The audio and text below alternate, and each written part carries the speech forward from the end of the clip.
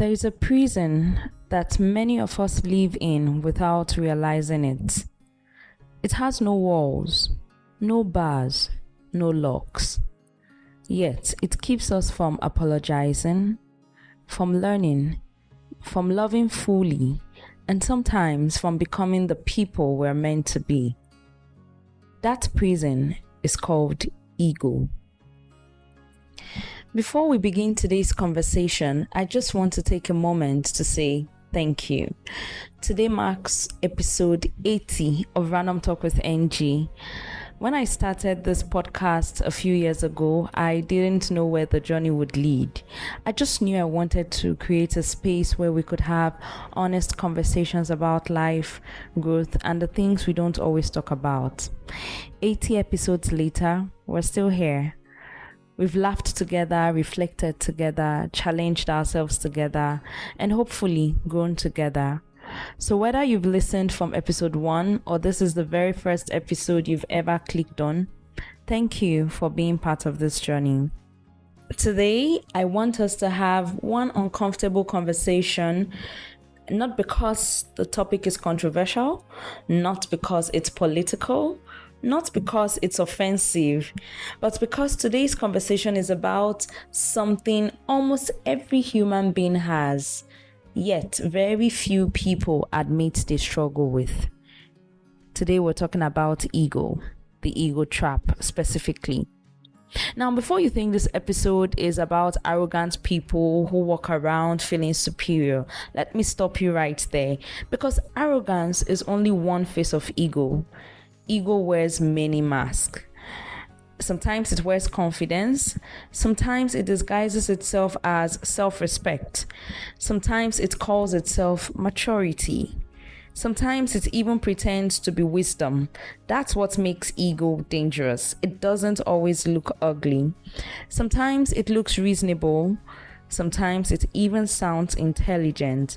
And that's why so many of us never realize we're trapped by it.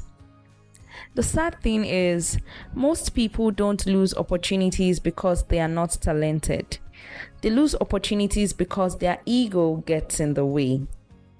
Relationships don't always end because people stopped loving each other. Sometimes they end because neither person wanted to apologize. Friendships don't always die because people became enemies. Sometimes they die because nobody wanted to make the first phone call. Families become divided, marriages become cold, businesses collapse, partnerships fail, not because there was no solution, but because ego refused to allow one. Here's something I've noticed. Life has a funny way of humbling every single one of us. The person who thinks they know everything eventually meets a situation they can't explain. The person who laughs at other people's failures eventually experiences failure.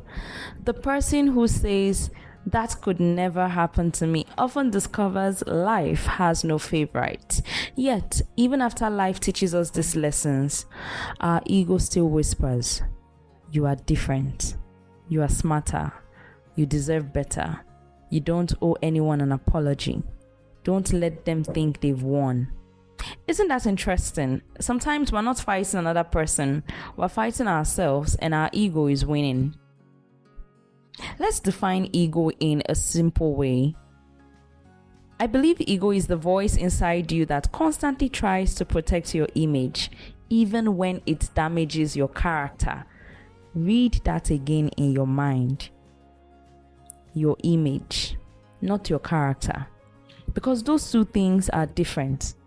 Character is who you really are. Image is who you want people to think you are. Character grows in private. Image survives on public opinion. Character says, "I made a mistake." Image says, "I would never admit that." Character says, "Teach me." Image says, "I already know." Character says, "I am sorry." Image says, "They should apologize first." Which one sounds more familiar?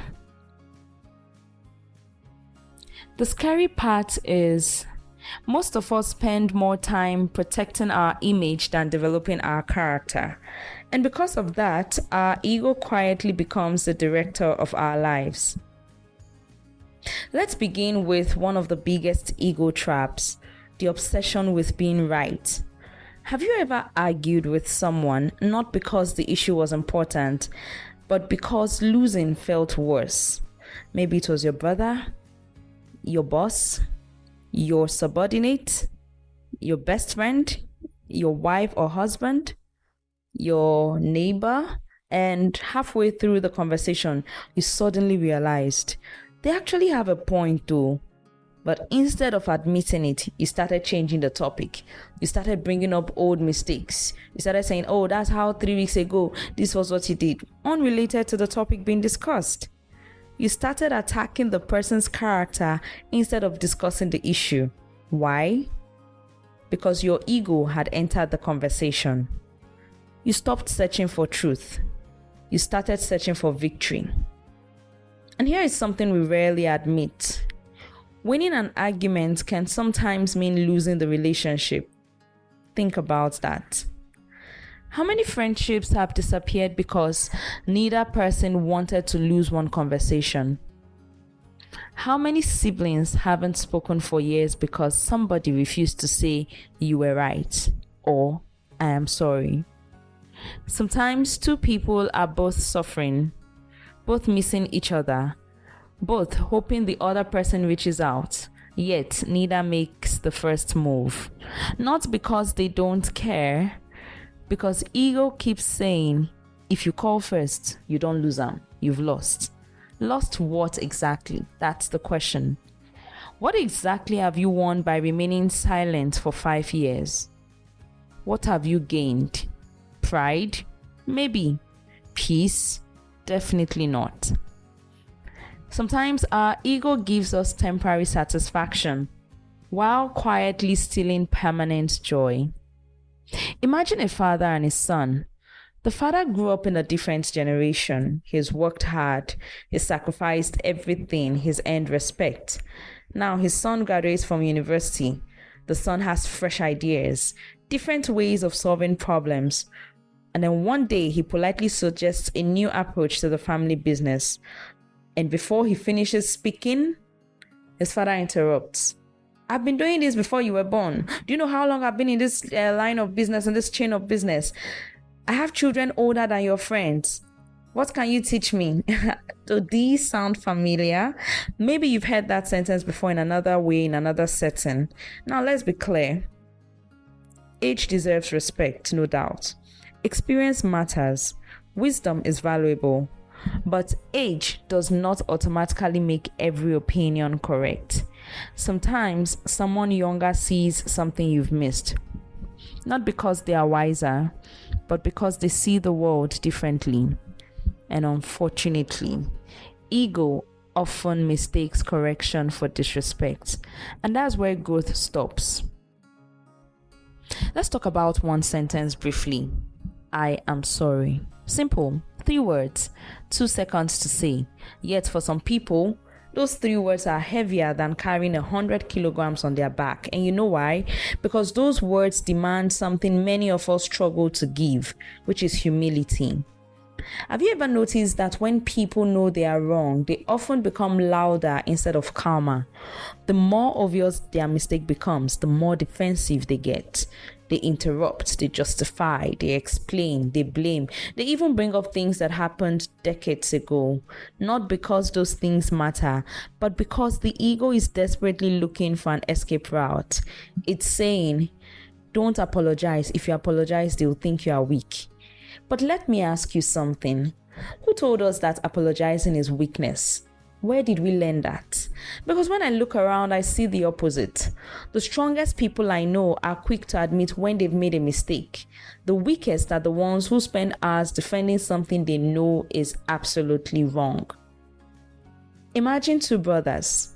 They grew up together, shared the same room, played football together, ate from the same pot, protected each other. Then one day, an argument over family property begins. Voices are raised, harsh words are spoken.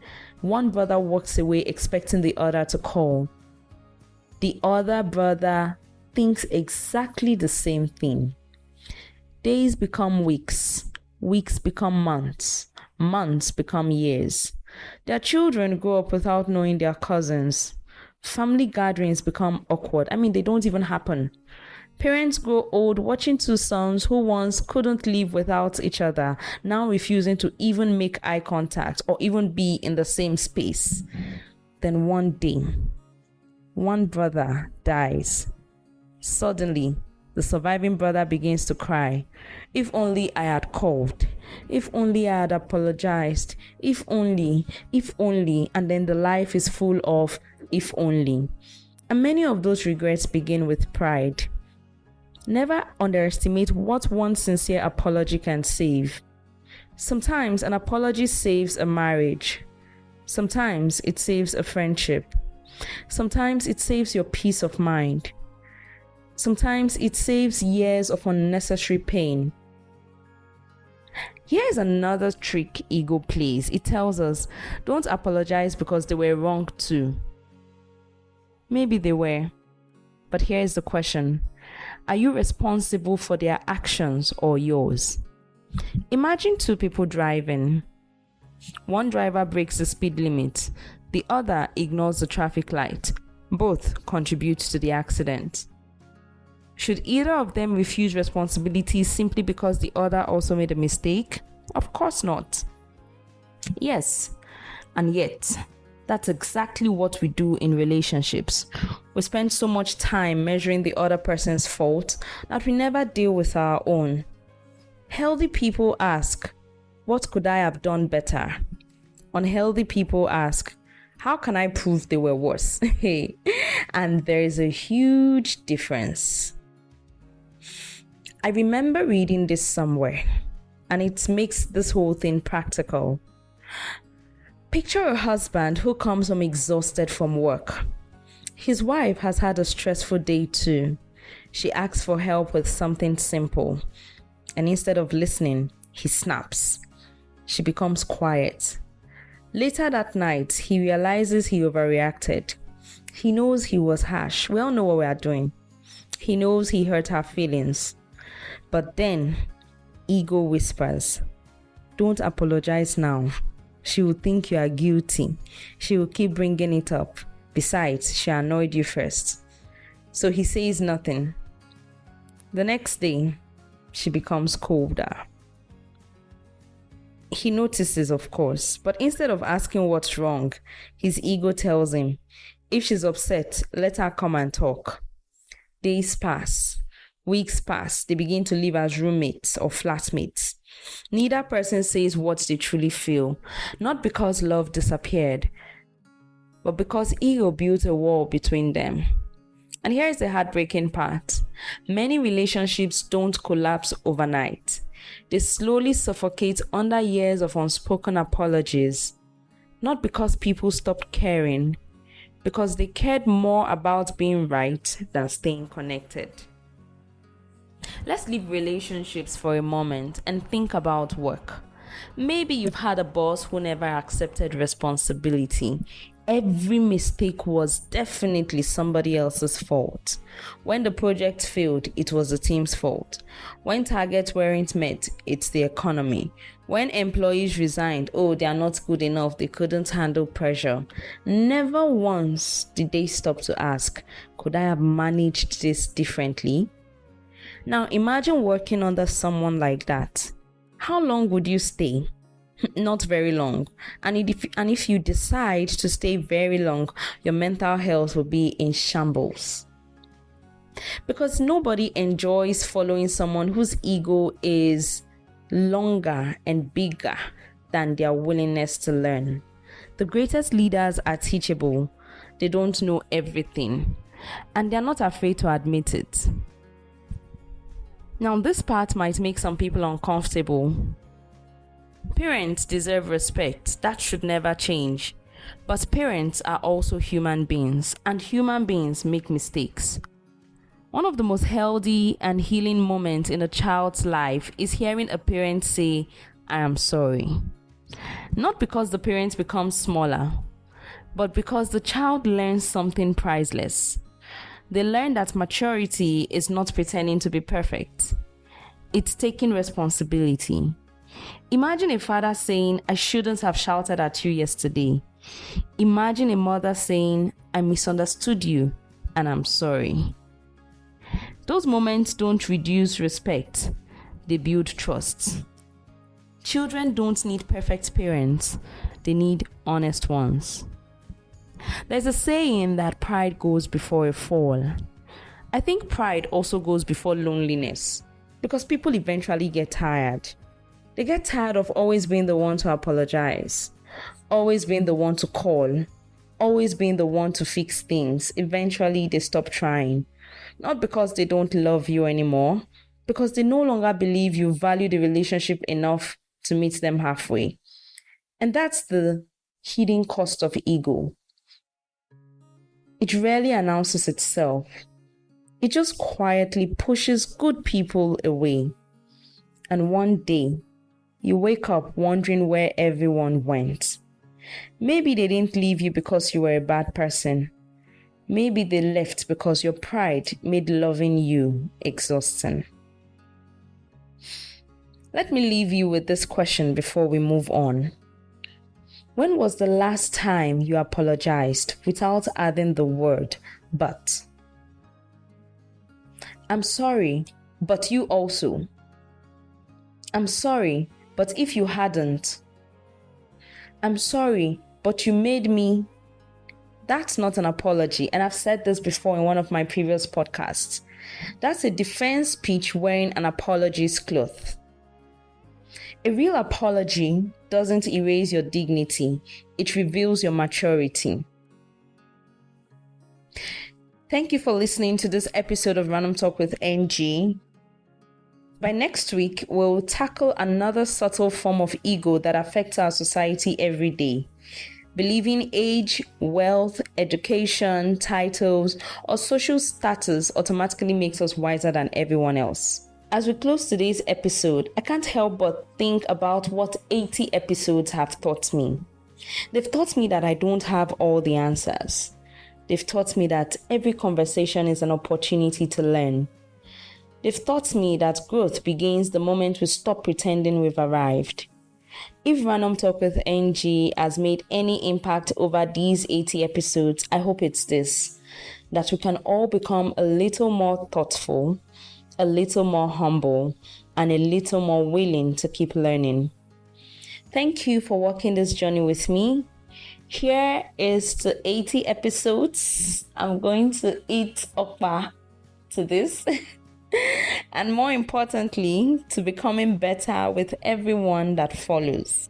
If you've been listening for a while, what's one lesson from this podcast that has stayed with you? I would genuinely love to hear it.